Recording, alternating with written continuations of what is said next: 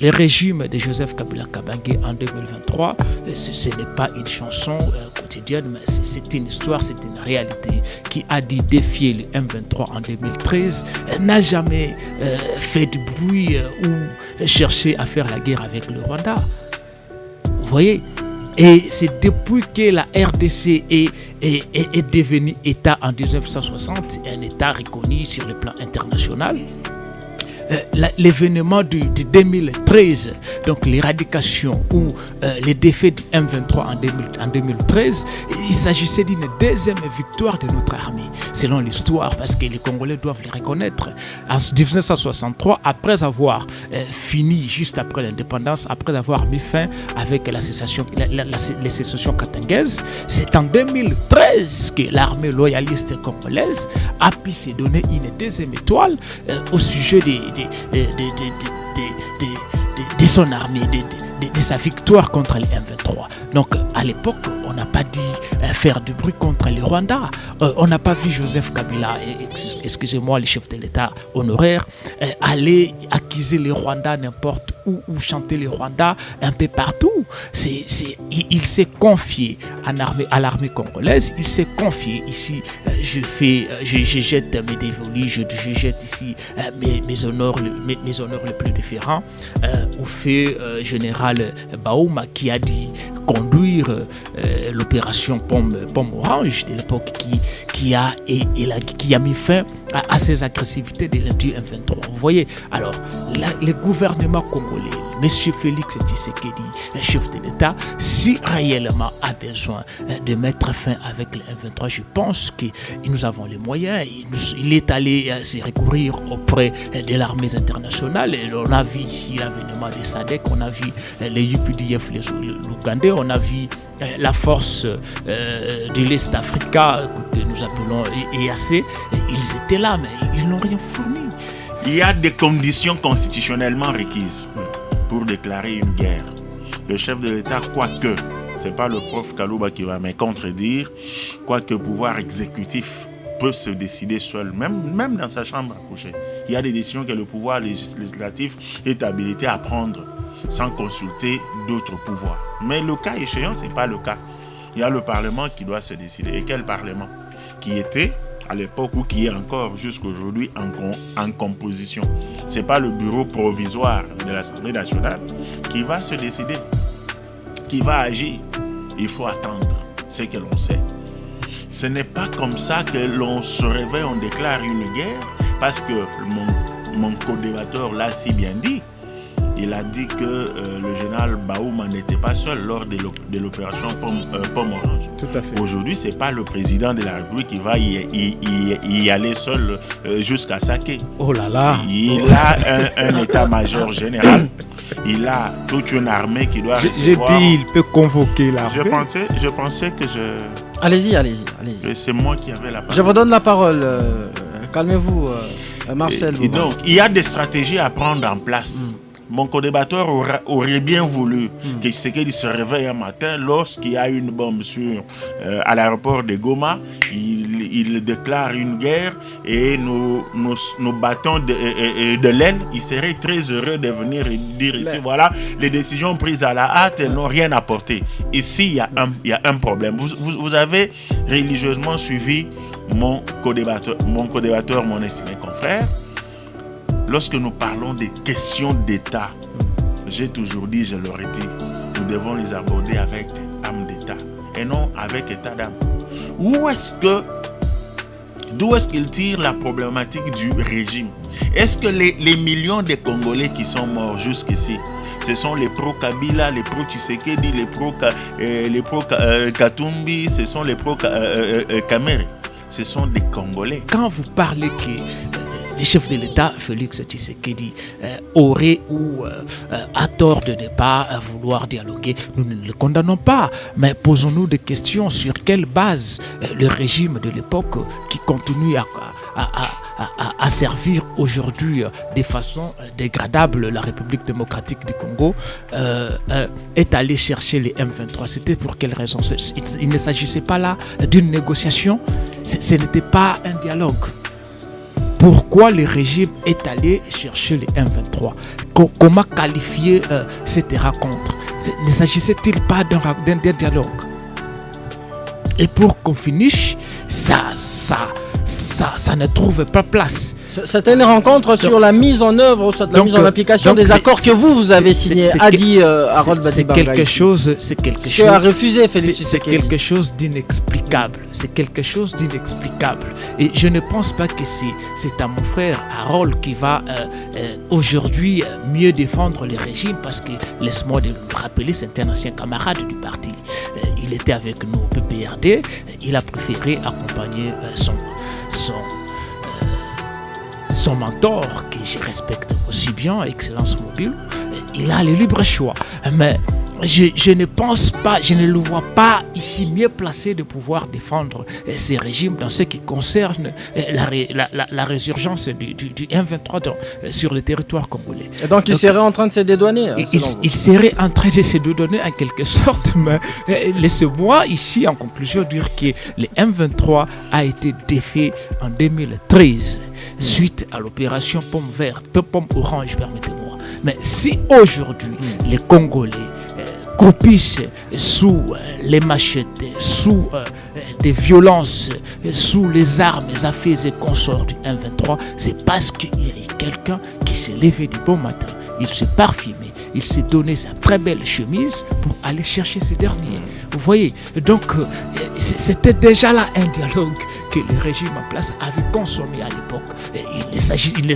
Il ne croyait pas que la situation allait pourrir ou se dégrader à cet état. Je voudrais finir par demander à mon frère de comprendre que nous ne pouvons pas jouer au jeu de l'ennemi. Lorsqu'il faut insinuer que Tshisekedi, président de la République, avait invité les membres du M23, c'est à cause de cette invitation qu'il y a eu résurgence de la rébellion. C'est un mensonge cousu au fil blanc sur un tissu noir. Nous nous inclinons devant les faits. Les faits, c'est que nous avions invité. Mais il n'y a jamais eu de menti dans ce sens. Le gouvernement n'a jamais démenti. C'est de ça que je parle, mais c'est pas ça le problème. Je vois l'intention qu'il a de faire comprendre. Ce n'est même pas l'intention. Il a dit clairement, c'est à cause de cette invitation que le M23 a ressurgi. Non. Diriger, c'est prévoir. Il y a eu déjà des menaces du M23 cantonné en Ouganda qui estimait qu'il devait attaquer. Et c'est le M23 qui a tendu la main à Tshisekedi au gouvernement de la République pour négocier. Quand ils sont venus de manière souterraine, on s'est rendu compte que les revendications qu'ils avaient, c'était l'application des accords du M23. Les accords du 23 mars. Ces accords, les appliquer, c'est plonger le pays dans le noir. Et le questionnement vient ailleurs. Lorsque Tshisekedi a refusé d'appliquer, ils sont rentrés. C'est comme ça qu'ils ont déclenché la guerre. Mais soyons jusqu'au boutiste dans notre raisonnement. Qu'est-ce que le M23 réclame? Il réclame que les officiers qui doivent être nommés dans le rang des FARDC à l'Est soient issus du M23, donc qu'ils soient des Tutsis. Qu'il y ait une répartition de pouvoir aux Tutsis dans toute la partie. Est-ce qu'il avait signé ça? Ce n'est pas ceux qui viennent condamner Tshisekedi d'avoir approché le M23, de n'avoir pas appliqué les revendications du M23. C'est dire en un, tout comme en mille mots, que le M23 est une création de ceux qui avaient signé ces accords-là avec eux. Il ne faut pas vouloir se présenter comme un saint aujourd'hui, alors que les revendications du M23, c'est vous qui les avez signées avec eux. Devant le peuple congolais et Dieu, il a le réel devoir, avant de pouvoir quitter son mandat, comme il en a échoué avec le tout premier, de réunifier. Il n'a pas échoué parce que s'il avait échoué, mon cher, la guerre serait allée. Soyez élégant. Soyez élégant. L'élégance devant le mandat. Je suis en train de chuter. Le premier mandat de Tshisekedi n'est pas un échec. Je ne souhaiterais pas à M. Tshisekedi d'échouer comme il n'a pas échoué au premier lamentablement dans son premier mandat en accordant la sécurité, les sociales. Bon après-midi à toutes et à tous et merci de vous joindre à nous dans ces nouveaux numéros de votre émission Débrief sur RTG FM. Vous êtes nombreux à nous suivre ici à Kinshasa, mais également à Goma et environ à Massis, oui, à la guerre. Vous nous suivez également sur 87.5 FM, fréquence radio de RTGA depuis Goma. Vous nous suivez à Kisangani, à Matadi, à Boma, mais dans plusieurs autres villes du pays. Alors, cette émission est réalisée et mise en onde de main de maître par Berlin Tempo sous la coordination et la supervision de Simon Kabamba. Escalade des tensions entre Kinshasa et Kigali. Appel des États-Unis et de la France aux deux parties en conflit à cesser les hostilités.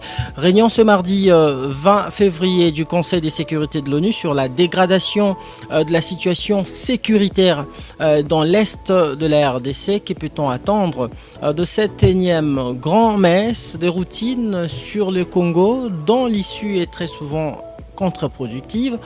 Et toujours dans ce même chapitre, on va aussi évoquer l'échec du mini-sommet d'Addis Abeba sur la crise sécuritaire en RDC. Et en deuxième lieu, on va faire le point sur les consultations de l'informateur en vue de l'identification de la majorité parlementaire pour la formation du gouvernement.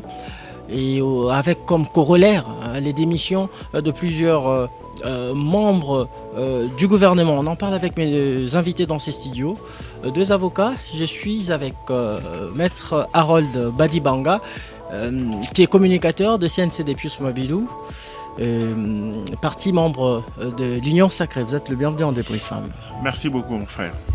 Alors, vous êtes face à maître Marcel Bombamba. Lui, il est communicateur. Je peux perdre de Joseph Kabila. Vous êtes le bienvenu en débrief. Merci beaucoup, cher Christian.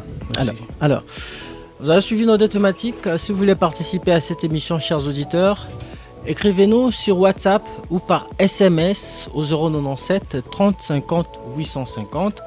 097 30 50 850, c'est notre standard. Jusqu'à 17h, on débriefe l'actualité. RTGA. Alors, maître Badibanga, d'entrée de jeu, avant de prendre nos deux thématiques du jour, avez-vous un autre sujet d'actualité que vous aimeriez commenter succinctement? Si on n'a pas en place. Je ne vois pas un sujet plus d'actualité que l'agression dont mon pays est victime et le nombre de morts, plus de 10 millions de morts aujourd'hui. Alors, je vous donne aussi la même opportunité si vous avez... nous sommes... Dans une des minutes. Merci. Nous sommes consternés, nous sommes choqués, nous sommes perturbés de voir ce qu'aujourd'hui les Congolais sont en train de subir dans la partie est de notre pays. Sans plus tarder, dans mon introduction, laissez-moi ici aussi émettre une pensée piège sur la personne de notre camarade de parti, cher Kipalamoto Nestor, qui continue à croupir à la prison centrale de Makala sans pour autant connaître son juge naturel, et également à Papi Pungulu qui continue à demeurer dans les géoles de l'ANER, qui le chef de son excellence, M. Félix Antoine Tshisekedi, avait promis durant son mandat passé d'éradiquer tous les cachots de l'ANER, chose qui n'a pas été encore faite, et nous déplorons ce comportement. Voilà. Merci.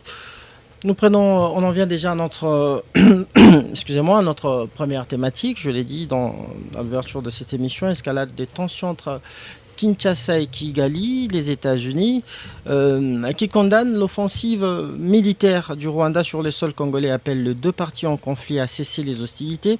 Et en réaction, le ministère des Affaires étrangères rwandaises indique que la déclaration du département d'État américain sur les Rwandais offre une image tronquée de l'histoire.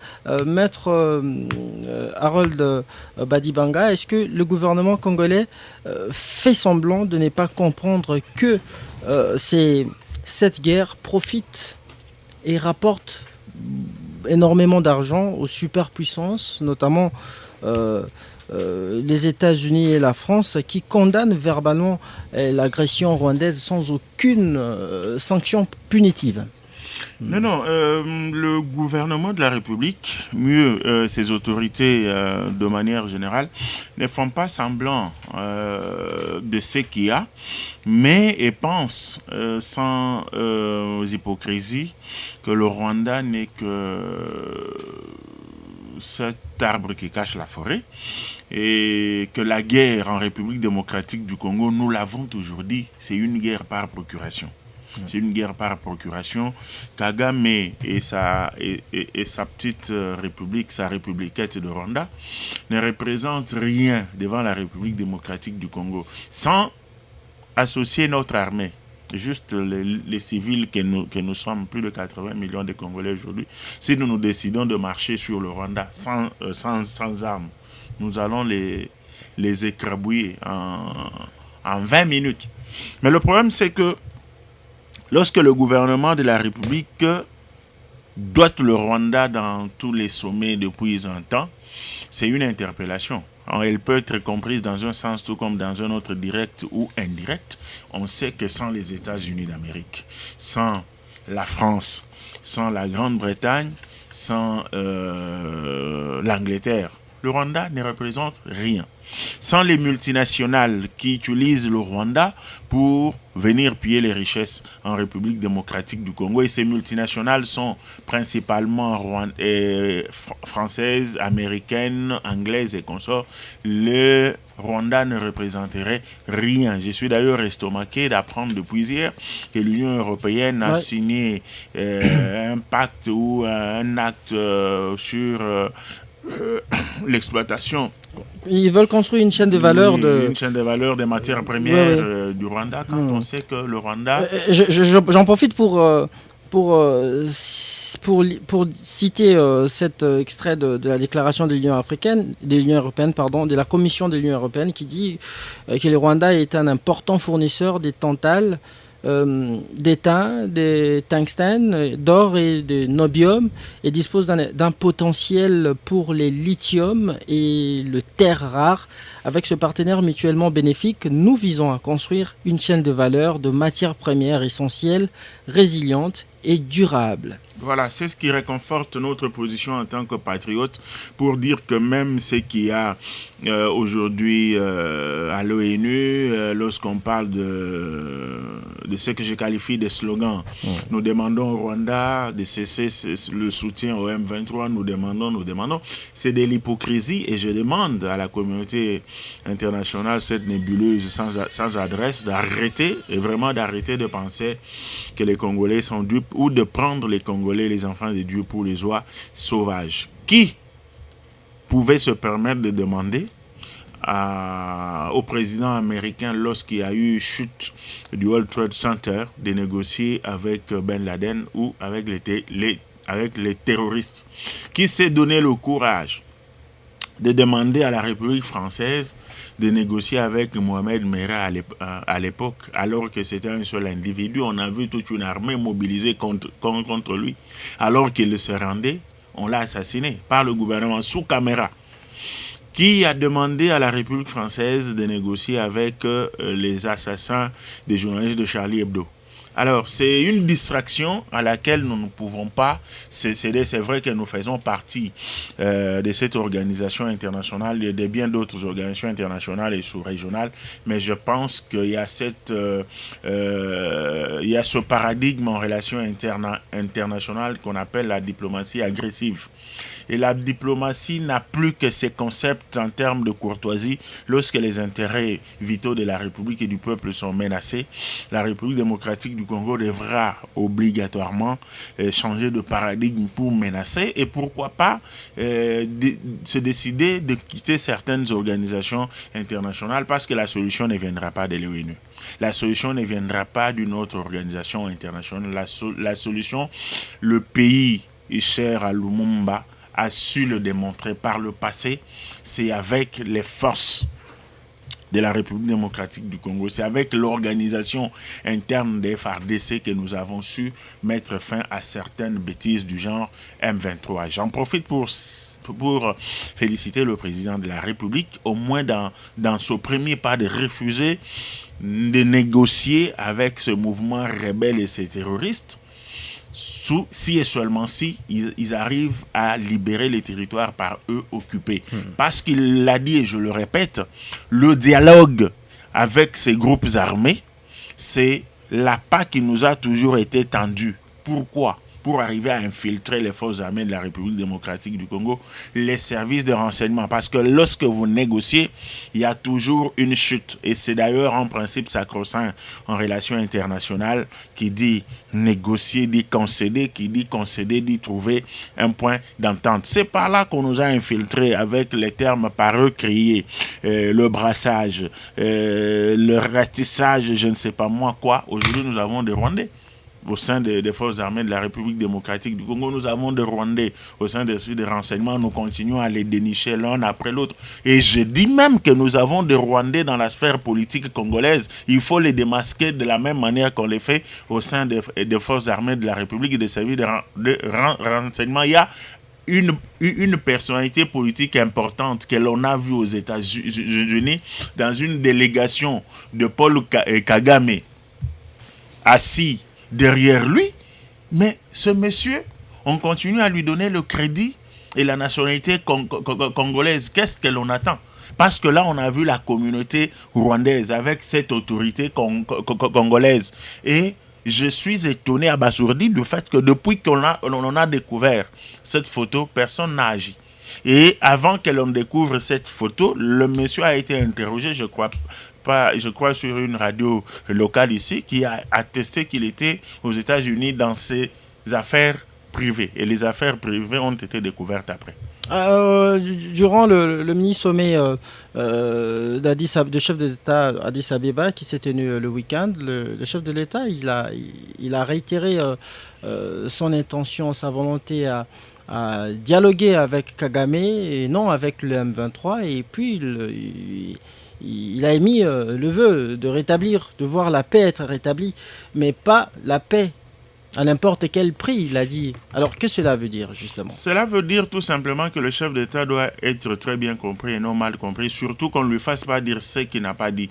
Tshisekedi n'a jamais dit qu'il ne négociera jamais avec le M23. Non. Il n'a jamais dit qu'il ne négociera jamais avec Kagame. Non. Dialoguer, on peut toujours dialoguer, mais il y a un préalable.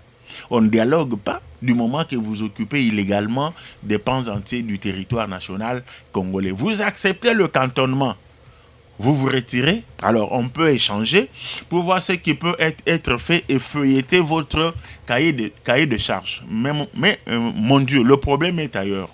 Lorsqu'il faut négocier avec Kagame, et c'est aujourd'hui un secret de Polichinelle, il l'a dit lui-même, et tout le monde le sait, nous combattons contre le Rwanda et moi je vais loin contre des grandes puissances internationales. Mais cela est prouvé par les propos de Kagame qui dit clairement qu'il nous recommande, nous en tant que République démocratique du Congo, de protéger une communauté Tutsi qui est en République démocratique du Congo. Or, la guerre du M23 est une fabrication. Non, ceux qui mènent cette guerre, ce sont les Tutsis congolais qui se font passer pour des Congolais alors qu'ils ne sont pas des Congolais. Ça, c'est de deux. De trois, c'est comprendre que nous avons droit et nous avons raison. Nous avons intérêt de continuer à douter de la nationalité congolaise des Tutsis. Merci, voilà. Merci Maître Harold Badibanga. Je vous redonne la parole. Marcel Mombamba.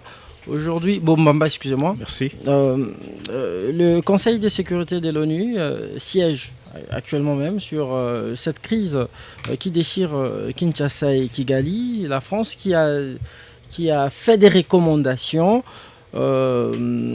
justement quant à ce. Elle demande au M23 de cesser les combats immédiatement et s'est retiré de toutes les zones qu'il occupe conformément aux décisions prises dans les cadres du processus de Luanda. Et la France appelle également les Rwandais à cesser tout soutien au M23 et à se retirer du territoire congolais. Et elle appelle également à la RDC de cesser toute collaboration avec le FDLR.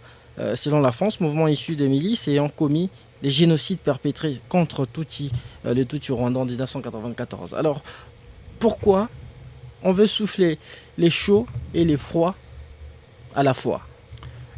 Merci beaucoup. C'est ça l'hypocrisie internationale. Parce qu'en droit international, mon co-débatteur, il est également publiciste, il le sait mieux que moi. En droit international, vous savez, les relations diplomatiques ne se font pas des cadeaux. C'est quelque chose d'intérêt. Vous voyez? Mais la question ne serait pas vraiment pourquoi faudrait-il souffler à chaud et à froid. Mais nous, par contre, nous nous posons des questions de savoir, mais est-ce que s'il faudrait ici éradiquer cette belliqueuse situation de l'M23 que les régimes en place se retrouveraient dans l'impossibilité d'en mettre fin, il a fallu que le Rwanda puisse retirer sa main ou sa prétendue main qui traînerait derrière les M23. Ça c'est une fuite en avant. Je ne trouverai pas de réponse quant à ça.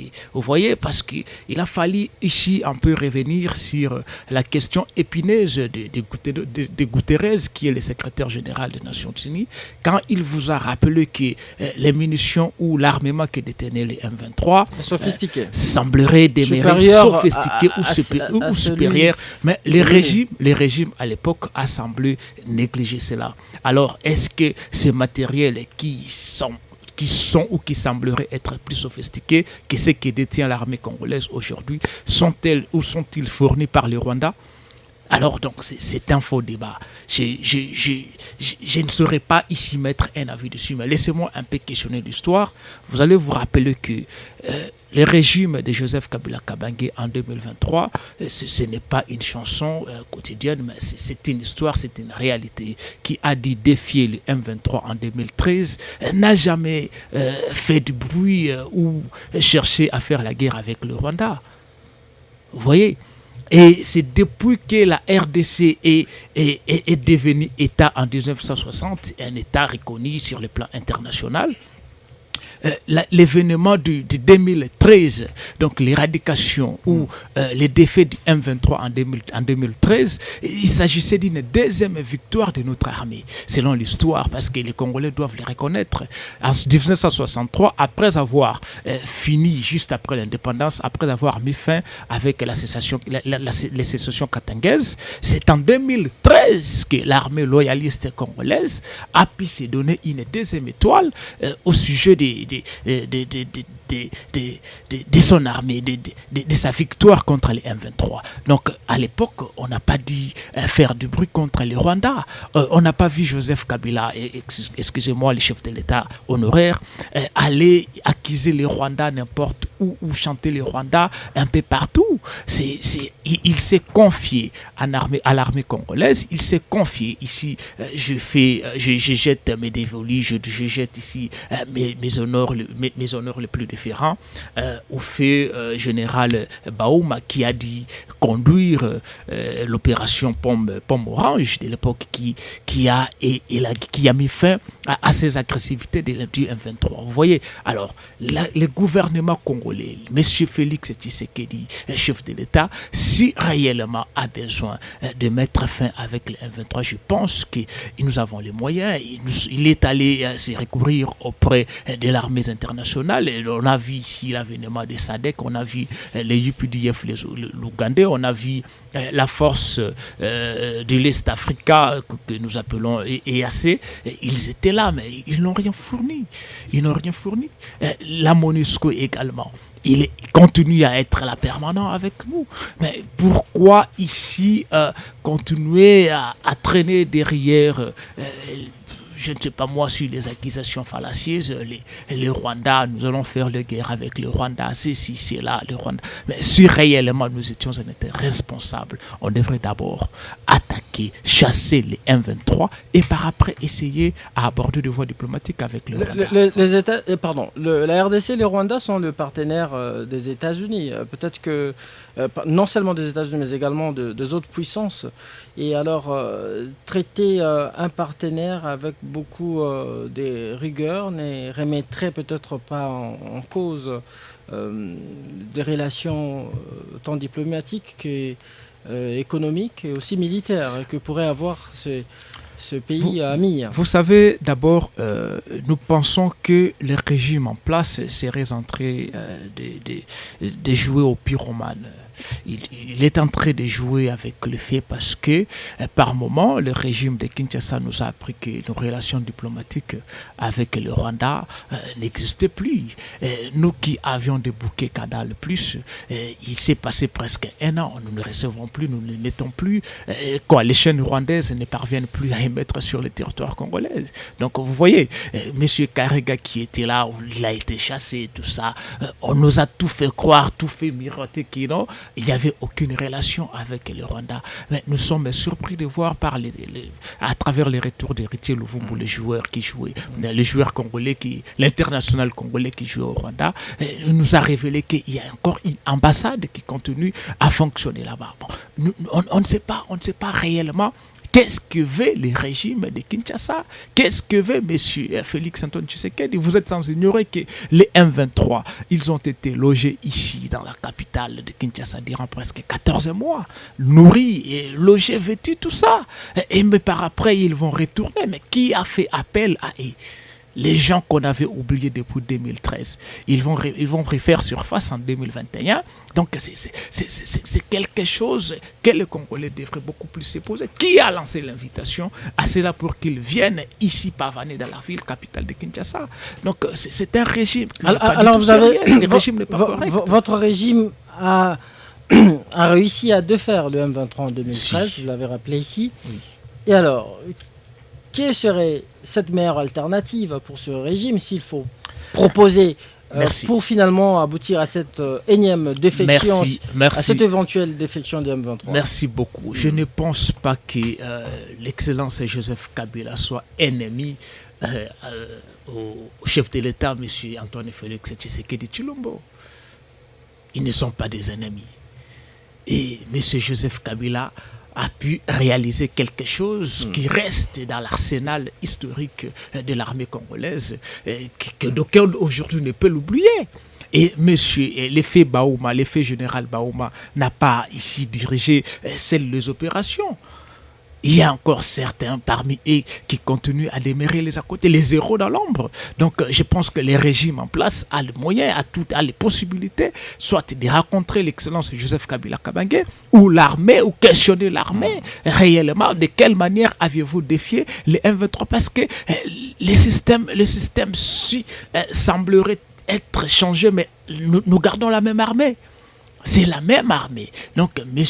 Félix Tshisekedi pourrait questionner l'armée au lieu de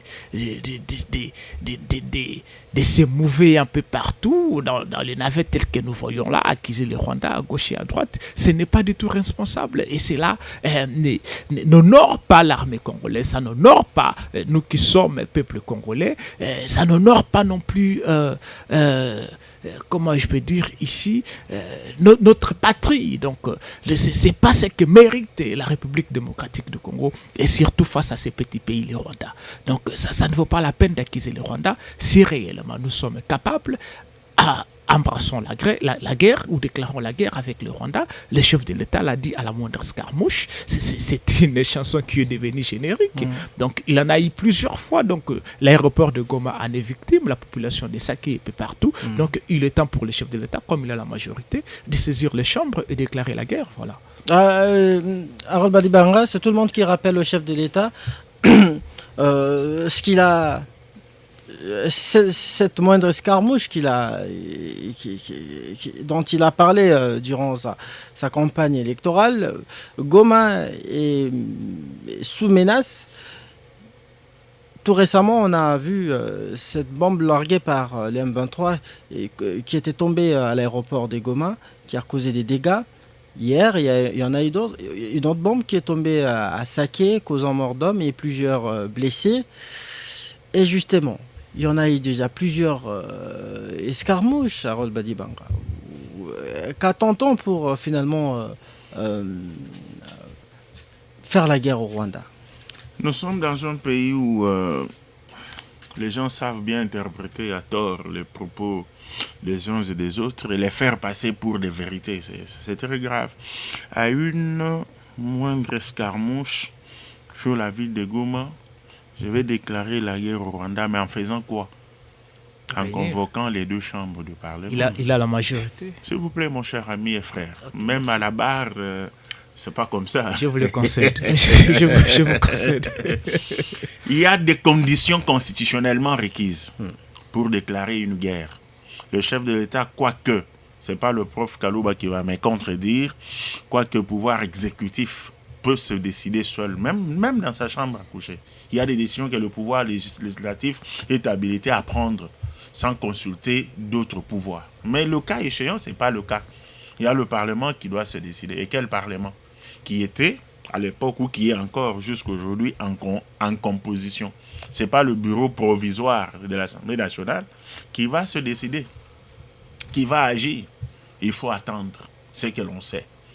Ce n'est pas comme ça que l'on se réveille, on déclare une guerre, parce que mon co-débatteur l'a si bien dit.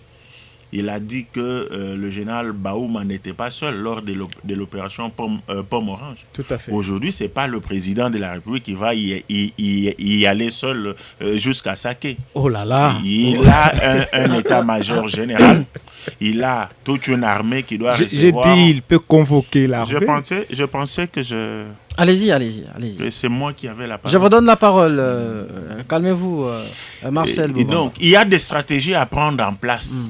Mon co-débatteur aurait bien voulu que Tshisekedi se réveille un matin lorsqu'il y a une bombe à l'aéroport de Goma. Il déclare une guerre et nous battons de l'aile. Il serait très heureux de venir et dire ici, voilà, les décisions prises à la hâte n'ont rien apporté. Ici, il y a un problème. Vous avez religieusement suivi mon co-débatteur, mon estimé confrère. Lorsque nous parlons des questions d'État, j'ai toujours dit, je leur ai dit, nous devons les aborder avec âme d'État et non avec état d'âme. D'où est-ce qu'il tire la problématique du régime? Est-ce que les millions de Congolais qui sont morts jusqu'ici, ce sont les pro-Kabila, les pro-Tshisekedi, les pro-Katumbi, ce sont les pro-Kamere? Ce sont des Congolais. Et lorsque nous abordons ces questions-là, nous devons les aborder avec âme d'État sans état d'âme. Sans le partisanat. Les Congolais qui attendent quelque chose de votre régime. Harold Badibanga, le chef de l'État avec son pouvoir discrétionnaire, est-ce que, vu la gravité de la situation, ne peut-il pas passer outre cette procédure constitutionnelle? C'est une violation de la Constitution. Justement, en fait... Je disais, passer outre cette procédure et puis faire la guerre au Rwanda.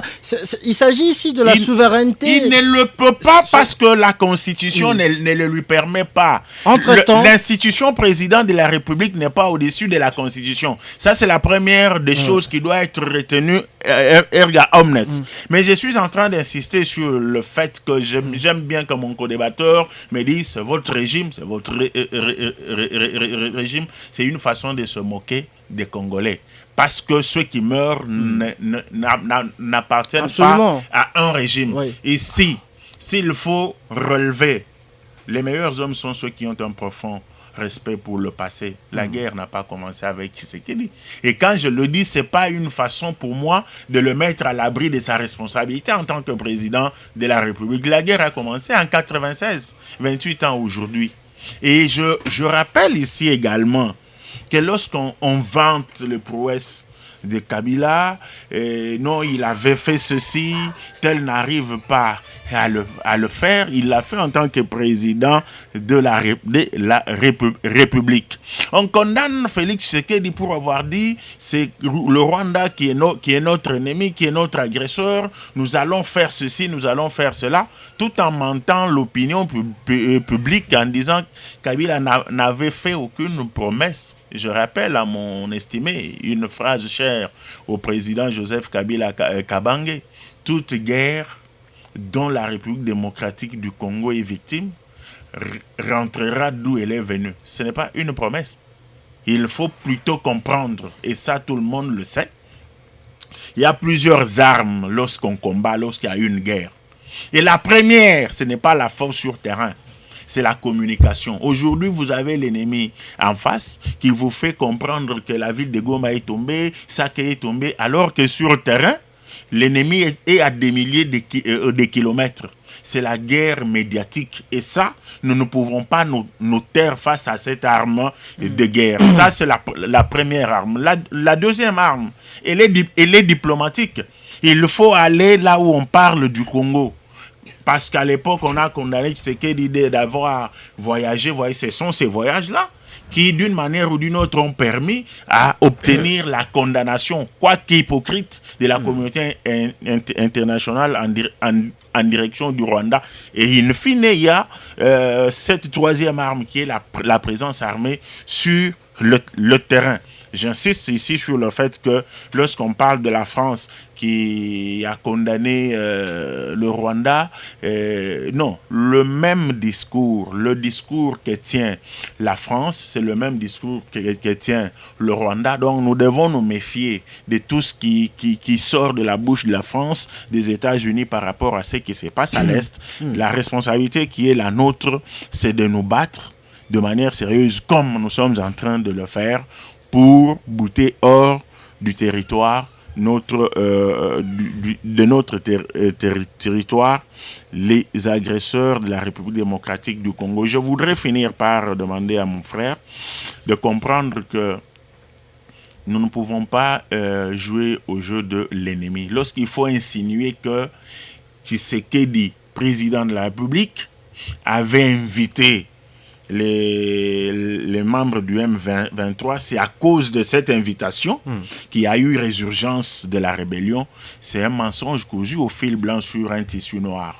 Nous nous inclinons devant les faits. Les faits, c'est que nous avions invité. Mais il n'y a jamais eu de menti dans ce sens. Le gouvernement n'a jamais démenti. C'est de ça que je parle, mais ce n'est pas ça le problème. Je vois l'intention qu'il a de faire comprendre. Ce n'est même pas l'intention. Il a dit clairement c'est qu'à cause de cette invitation que le M23 a ressurgi. Non. Diriger, c'est prévoir. Il y a eu déjà des menaces du M23 cantonné en Ouganda qui estimait qu'il devait attaquer. Et c'est le M23 qui a tendu la main à Tshisekedi au gouvernement de la République pour négocier. Quand ils sont venus de manière souterraine, on s'est rendu compte que les revendications qu'ils avaient, c'était l'application des accords du M23, les accords du 23 mars. Ces accords, les appliquer, c'est plonger le pays dans le noir. Et le questionnement vient ailleurs. Lorsque Tshisekedi a refusé d'appliquer, ils sont rentrés. C'est comme ça qu'ils ont déclenché la guerre. Mais soyons jusqu'au boutiste dans notre raisonnement. Qu'est-ce que le M23 réclame? Il réclame que les officiers qui doivent être nommés dans le rang des FARDC à l'Est soient issus du M23, donc qu'ils soient des Tutsis. Qu'il y ait une répartition de pouvoir aux Tutsis dans toute la partie. Est-ce qui avait signé ça? Ce n'est pas ceux qui viennent condamner Tshisekedi d'avoir approché le M23, de n'avoir pas appliqué les revendications du M23. C'est dire en un, tout comme en mille mots, que le M23 est une création de ceux qui avaient signé ces accords-là avec eux. Il ne faut pas vouloir se présenter comme un saint aujourd'hui, alors que les revendications du M23, c'est vous qui les avez signées avec eux. Je rappelle ici que Raymond Tchibanda en face de moi ne peut pas me regarder dans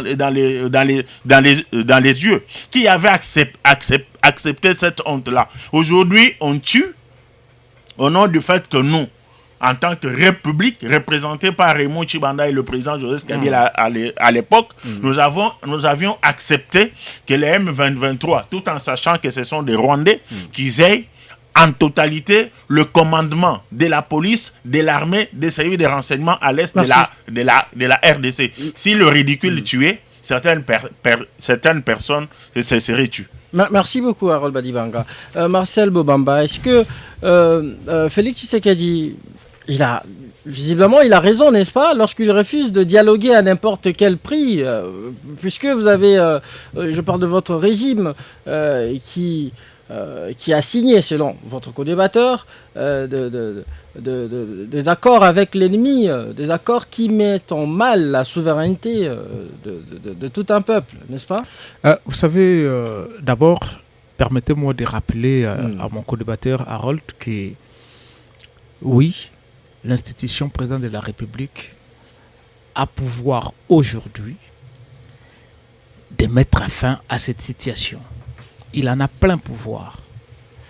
Il venait de prêter serment et je vous renvoie à l'article 74 de la Constitution, dans son alinéa 2, dans son deuxième point qui dit le pouvoir de maintien son indépendance et l'intégrité de son territoire. C'est le devoir, c'est le serment que le chef de l'État, Antoine Félix Tshisekedi, a prêté. Donc il ne peut jamais se tromper à ça, même à la moindre escarmouche, telle l'expression que vous voudriez bien exploiter ou faire consommer à la population congolaise. Mais quand vous parlez que le chef de l'État, Félix Tshisekedi, aurait ou a tort de ne pas vouloir dialoguer, nous ne le condamnons pas. Mais posons-nous des questions sur quelle base le régime de l'époque, qui continue à servir aujourd'hui de façon dégradable la République démocratique du Congo, est allé chercher les M23. C'était pour quelle raison? Il ne s'agissait pas là d'une négociation. Ce n'était pas un dialogue. Pourquoi le régime est allé chercher les M23? Comment qualifier cette rencontre? Ne s'agissait-il pas d'un dialogue? Et pour qu'on finisse, ça ne trouve pas place. C'était une rencontre sur la mise en œuvre, soit de la mise en application des accords que vous avez signés, a dit Harold Badiba. C'est quelque chose d'inexplicable. C'est quelque chose d'inexplicable. Et je ne pense pas que c'est à mon frère Harold qui va aujourd'hui mieux défendre le régime, parce que, laisse-moi le rappeler, c'est un ancien camarade du parti. Il était avec nous au PPRD. Il a préféré accompagner son mentor, que je respecte aussi bien, Excellence Mobile. Il a le libre choix. Mais je ne pense pas, je ne le vois pas ici mieux placé de pouvoir défendre ces régimes dans ce qui concerne la résurgence du M23 sur le territoire congolais. Et donc il serait en train de se dédouaner, il serait en train de se dédouaner en quelque sorte, mais laissez-moi ici en conclusion dire que le M23 a été défait en 2013 suite à l'opération pomme orange, permettez-moi. Mais si aujourd'hui les Congolais croupissent sous les machettes, sous des violences, sous les armes à feu et consorts du M23, c'est parce qu'il y a eu quelqu'un qui s'est levé du bon matin, il s'est parfumé, il s'est donné sa très belle chemise pour aller chercher ces derniers. Vous voyez, donc c'était déjà là un dialogue que le régime en place avait consommé à l'époque. Il ne croyait pas que la situation allait pourrir ou se dégrader à cet état. Alors moi, je ne pourrais pas ici insister quant à ça. Je pense qu'en me mettant sur la place de cette population qui souffre, de cette population qui passe leur nuit à la belle étoile, nous recommandons au gouvernement, nous recommandons au régime en place de pouvoir mettre les moyens aussi vite possible afin de rétablir cette population dans sa situation d'attente. Parce que ça devient vraiment regrettable. On ne peut plus aujourd'hui continuer à vivre dans cette situation où l'unique chanson des Congolais est le M23 et ces gestes dont on se donne une balle à la tête et on se ferme la bouche. On ne sait pas si cela signifie quoi. C'est pas ça qui mettra fin à la situation tragique que connaissent aujourd'hui les Congolais. Donc le régime en place doit mettre des moyens conséquents afin de radiquer la situation de la même manière que le Congo a dû mettre fin à la situation du M23 en 2013. Alors selon vous, que peut être l'issue de cette guerre? Est-ce que Félix Tshisekedi parviendra quand même à sortir de l'auberge? Parce que le territoire rwandais est en paix et c'est en RDC qu'il y a la guerre. Mais nous accordons la chance. Les PPRD lui donnent la chance, les FCC lui accordent l'opportunité, la chance. Il en a. Parce que c'est une question qui touche à l'État congolais. Sauf que la responsabilité de la situation, elle est particulière. Ici, on ne peut pas dire parce que tel serait d'une famille politique X ou Y, serait responsable de la situation. Non, le pays est dirigé par un régime dont nous avions le chef de l'État, M. Antoine Tshisekedi, qui représente l'État congolais. Et il a prêté serment sur la Constitution de défendre l'intégrité territoriale du pays. Donc c'est son devoir quotidien. Il a la chance, nous le lui accordons. Alors, quitte à lui de mettre tous les moyens en jeu afin d'éradiquer la situation comme il le faut. Parce qu'il y a une jurisprudence. Notre armée, 50 ans après, il a dû retrouver sa deuxième étoile jaunciste. Là-dessus, c'était en 2013. Après avoir abattu cette fameuse situation de la sécession katangaise en 1963, c'est en 2013 que Joseph Kabila, accompagné de ces vaillants héros, que nous jetons toutes les fleurs, M. Baouma, paix à son âme, que nous avions mis fin à la situation. Donc, le chef de l'État, Félix Antoine Tshisekedi, peut toutefois consulter l'armée ou aller dans les archives de l'armée, questionner l'armée, quelles sont les pratiques avait vu adopter à l'époque afin d'aborder la situation, afin d'éradiquer la situation. Joseph Kabila, il est là, depuis qu'il a quitté le pouvoir. Il continue à vivre au Congo. Donc, il n'est pas en exil, il est au Congo. Donc, le chef de l'État Tshisekedi, nous lui recommandons de chercher son homologue, de chercher son prédécesseur, afin d'essayer de mettre un peu les choses au clair. Et il ne fait aucune déclaration sur cette situation de guerre, Joseph Kabila. On constate également que ses proches portent un discours incendiaire quant à la gestion de cette guerre, comme si ils sont contents que la situation ne change pas. Non, reste... non, bah oui, je citerai notamment John Numbi, mais également certains de vos communicateurs du PPRD. Non. Vous savez, Numbi n'est pas du PPRD et Numbi, il est là où il est. C'est un exilé militaire. Vous voyez, donc Numbi, c'est un rebelle, permettez-moi, parce que dans nos sociétés, même dans nos familles, un enfant qui n'obéit pas aux ordres donnés par les parents, il est carrément déclaré rebelle. Alors, nous ne pouvons pas nous appuyer aux avis de Numbi. On ne peut pas. Et je ne vois pas aussi un communicateur de mon grand parti politique, le PPRD, soutenir cette agression rwandaise. Non, nous le condamnons et nous donnons la chance au pouvoir, nous donnons la chance au régime en place de restaurer la paix parce que c'est son devoir quotidien. Donc c'est son devoir, donc c'est les chapelets que M. Félix détient entre ses mains afin de rétablir la paix. Voilà. Alors, avant de finir, que vous inspire le silence de Joseph Kabila, lui qui avait pourtant annoncé qu'il devrait se prononcer, mais jusqu'ici il n'a plus jamais pris parole. Non, vous savez, la bibliothèque Joseph Kabila, il a dit, Harold ne va pas me contredire. Il ne va pas me contredire. Joseph Kabila l'a dit si bien que lorsque votre silence vaut mieux que les mots, ça vaut la peine de demeurer dans la situation.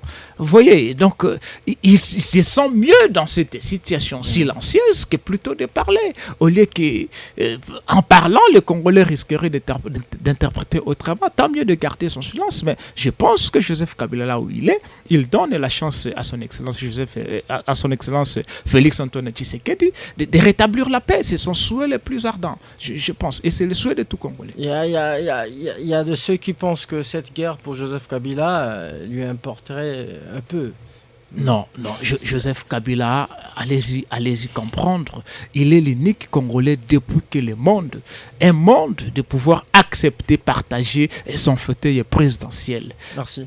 Donc, à travers 4 vice-présidents de la République, où il s'est fait entourer des rebelles tels que de Jean-Pierre Bemba, les Roubérois et consorts. Donc, Joseph Kabila, c'est un artisan de la paix. Joseph Kabila, c'est l'architecte de la paix en République démocratique du Congo. Il ne peut jamais se frotter la main en voyant l'édifice qu'il a construit s'effondre. Donc je ne pense pas. Merci Marcel Bombamba. Je rappelle que vous êtes communicateur du PPRD de Joseph Kabila. Continuez à nous envoyer vos messages au 097 30 50 850. Je rappelle, 097 30 50 850. C'est notre standard. On va devoir marquer une petite pause et on reviendra juste après pour poursuivre l'émission.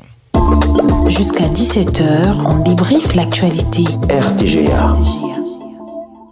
Nous sommes de retour dans notre studio bleu de RTGFM. Je suis avec Harold Badibanga, communicateur du Congrès national congolais, parti politique de Pius Mabilou, parti membre de l'Union sacrée de la Nation. Il est face à Marcel Bombamba, lui qui est communicateur du PPRD de Joseph Kabila. Alors, Harold Badibanga, avant que vous répondiez à votre co-débatteur, j'aimerais vous poser également cette question. Est-ce que nous ne pouvons pas compter sur nous-mêmes plutôt que sur d'autres forces extérieures, notamment la SADC, les forces de la SADC qui sont déjà ici depuis décembre, mais qui jusqu'ici ne se sont pas encore mises en branle?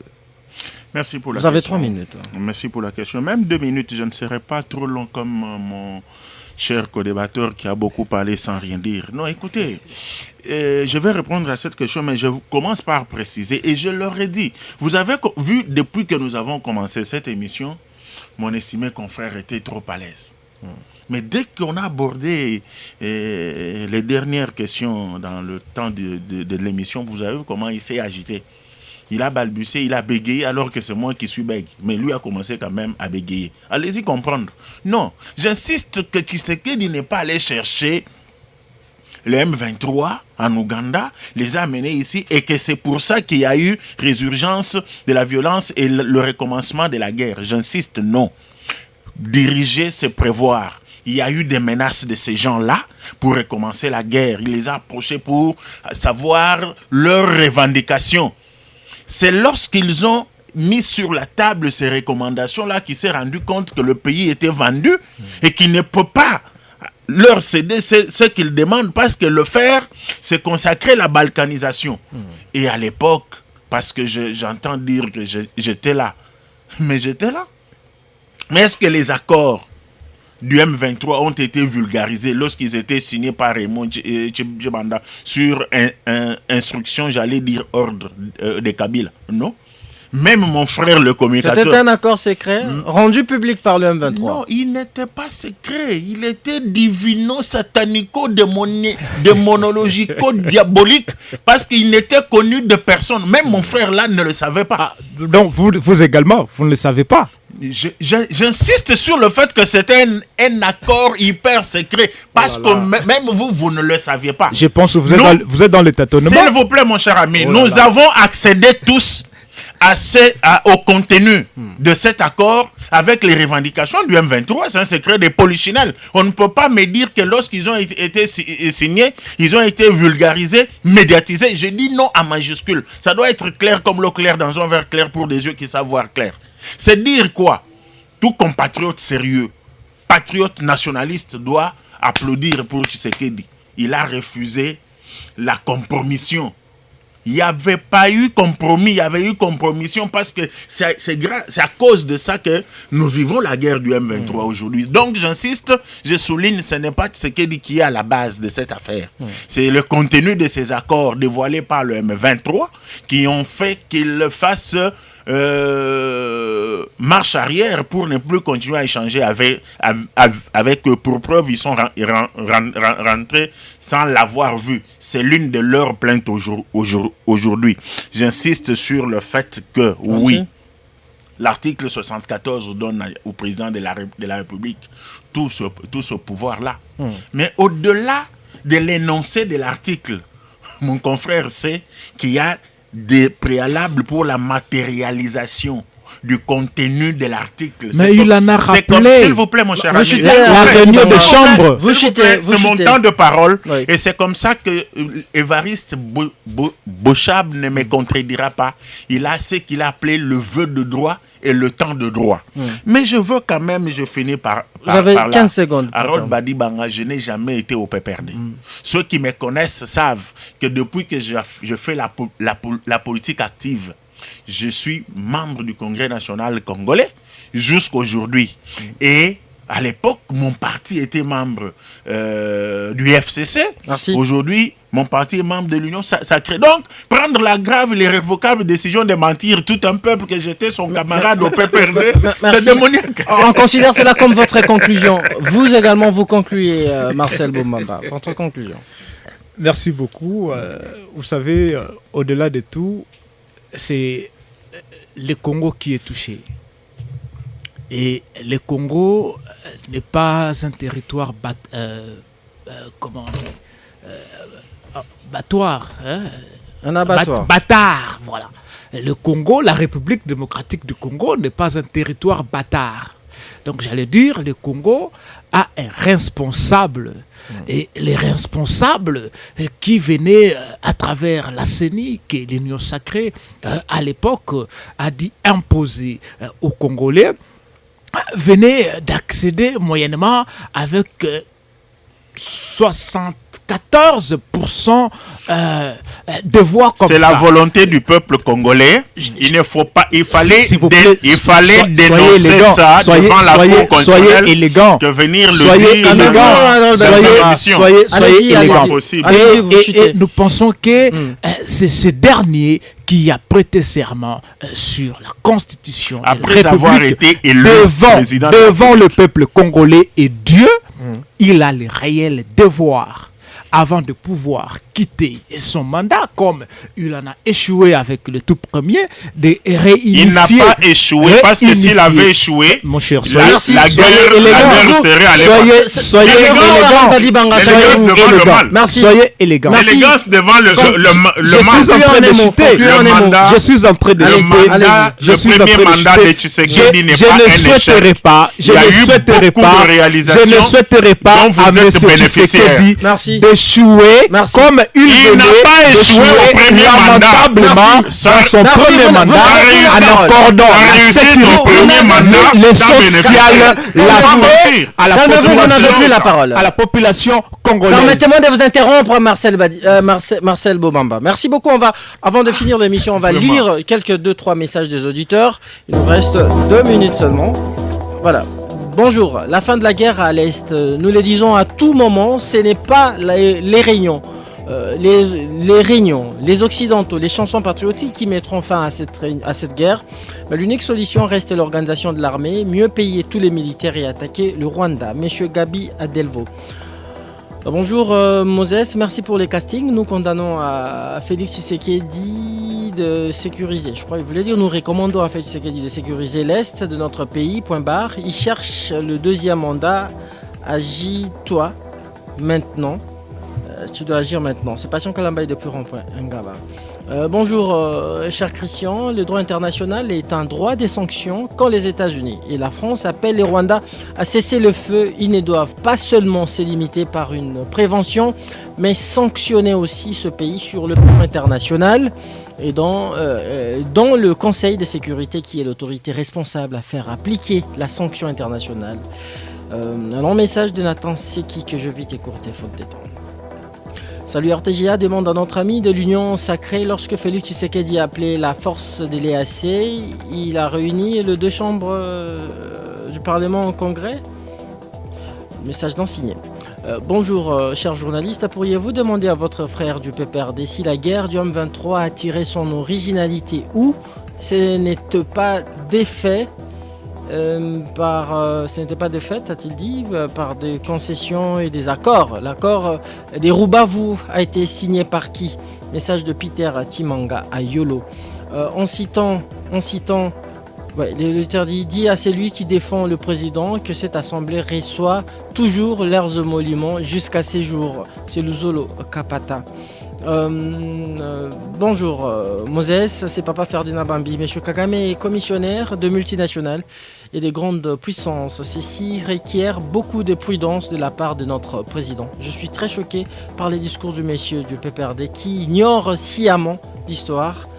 Kabila, qui parle la même langue avec Kagame, ne pouvait pas les dénoncer. Feu Nawez, son ancien conseiller juridique, paix à son âme. On sait quelque chose. Dernier message. La diplomatie a échoué, il est temps que la RDC agisse. La guerre est ouverte contre le Rwanda. Message non signé, on est obligé d'arrêter. Avec cette lecture de messages, on nous signale déjà qu'il est temps. Nous ne savons, on n'a pas pu aborder notre deuxième thématique faute des temps, mais comme c'est toujours d'actualité, nous la mettons dans le frigo. Nous y reviendrons éventuellement demain. Merci de nous avoir suivis. Christian Moses Masonga qui vous a présenté cette émission avec le concours technique de Berlin Tempo. Merci de votre fidélité, disais-je. Restez avec nous sur RTGA FM et bonne suite de nos programmes. À très vite. Jusqu'à 17h, on débriefe l'actualité. RTGA.